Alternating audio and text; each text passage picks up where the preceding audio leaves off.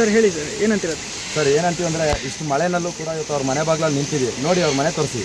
ಆ ಮನೆ ಬಾಗಿಲಲ್ಲೂ ಕೂಡ ನಾವು ಇಲ್ಲಿ ನಿಂತ್ಕೊಂಡಿದ್ದೀವಿ ಅಂದರೆ ಅವ್ರ ಮೇಲೆ ಇಟ್ಟಿರೋ ಪ್ರೀತಿ ಮಳೆ ಅಲ್ಲ ಸರ್. ನಮಗೆ ಇವತ್ತು ಆಗ್ತಿರೋ ನೋವಿದೆಯಲ್ಲ, ಆ ನೋವನ್ನ ತಡ್ಕೊಳಕ್ಕಾಗ್ತಿಲ್ಲ. ಎಷ್ಟೋ ಜನ ಬಿಟ್ಟಿ ಪ್ರಚಾರಕ್ಕೆ ತೊಟ್ಟಿಯಾದರೂ ಆಗ್ಬೇಕಂತ ಈಚೆ ಬಂದರೆ ಸಾಯೋವರೆಗೂ ಅವ್ರ ಅಭಿಮಾನಿಯಾಗಿದ್ದೀವಿ. ಅವತ್ತು ಅಭಿಮಾನಿ, ಇವತ್ತು ಅವ್ರ ಅಭಿಮಾನಿ, ಸಾಯ್ಬೇಕಾದ್ರೆ ಅವ್ರ ಅಭಿಮಾನಿಯಾಗೇ ಸಾಯೋದು.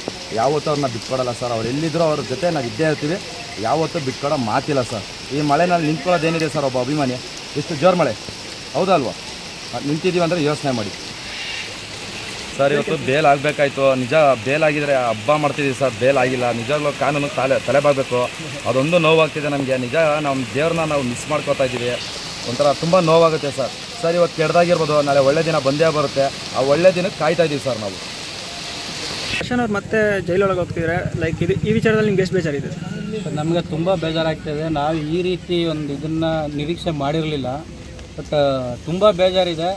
ಬಟ್ ನಮ್ಮ ಭಾಷೆ ಯಾರಿಗೂ ತೊಂದರೆ ಕೊಟ್ಟಿಲ್ಲ, ತಪ್ಪು ಮಾಡಲಿಲ್ಲ. ಏನೋ ಯಾರೋ ಮಾಡಿದ ತಪ್ಪಿಗೆ ಇವತ್ತು ಅವರು ಶಿಕ್ಷೆ ಅನುಭವಿಸಂಗೆ ಆಗೈತೆ. ಆದಷ್ಟು ಬೇಗ ಇದನ್ನೆಲ್ಲ ಮುಗಿಸ್ಕೊಂಡು ಬರಲಿ ಅಂತ ದೇವರಲ್ಲಿ ಕೇಳ್ಕೊತೀವಿ.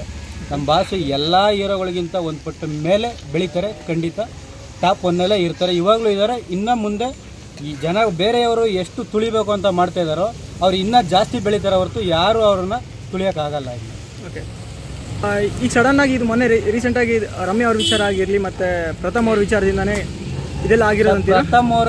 ಪ್ರಥಮ್ ಅವರು ಅವ್ರು ಯಾವ ರೀತಿ ಒಂದು ಸ್ಟ್ರಾಟಜಿ ಇಟ್ಕೊಂಡು ಮಾತಾಡ್ತಾರೋ ಗೊತ್ತಿಲ್ಲ. ಬಟ್ ಇನ್ನೊಬ್ಬರ ಬಗ್ಗೆ ನಾವು ಕಮೆಂಟ್ ಮಾಡೋದು ಬೇಡ. ಬಟ್ ಅವ್ರು ಮಾತಾಡಿದ್ದು ತುಂಬ ರ್ಯಾಶ್ ಆಗಿ ಮಾತಾಡಿದ್ರು. ಅವರು ಒಬ್ಬ ಒಳ್ಳೆ ಸ್ಥಾನದಲ್ಲಿರುವಂಥ ಹೀರೋ ಬಗ್ಗೆ ಎಷ್ಟು ಮಾತಾಡಬೇಕು ಅಷ್ಟೊಂದು ಮಾತಾಡಬೇಕು. ಅವ್ರ ಹತ್ರ ಯಾವುದೇ ಕ್ಲಾರಿಟಿ ಇಲ್ಲದೇ, ಯಾವುದು ಪ್ರೂಫ್ ಇಲ್ಲದೇ ಅವರು ತುಂಬ ಮಾತಾಡಿದ್ದಾರೆ. ಅದು ತಪ್ಪು ಮಾತಾಡಿದ್ದು. ಬಟ್ ಅದಕ್ಕೇ ಅವ್ರಿಗೆ ಏನಾಗಬೇಕು, ಅವ್ರು ಎಷ್ಟು ಸೈಲೆಂಟಾಗಿರಬೇಕು ಇವಾಗ ಇದ್ದಾರೆ ಪ್ರಥಮ್ ಅವರು. ಮತ್ತು ರಮ್ಯಾ ಮೇಡಮ್ ಅವ್ರ ಬಗ್ಗೆ ಎಕ್ಸ್ಪೆಷಲಿ ಒಂದು ಮಾತು ಹೇಳ್ತೀನಿ, ಹೆಣ್ಣು ಬಗ್ಗೆ ಯಾರೇ ಆಗಲಿ ಕೆಟ್ಟ ಕಮೆಂಟ್ ಮಾಡಬಾರ್ದು.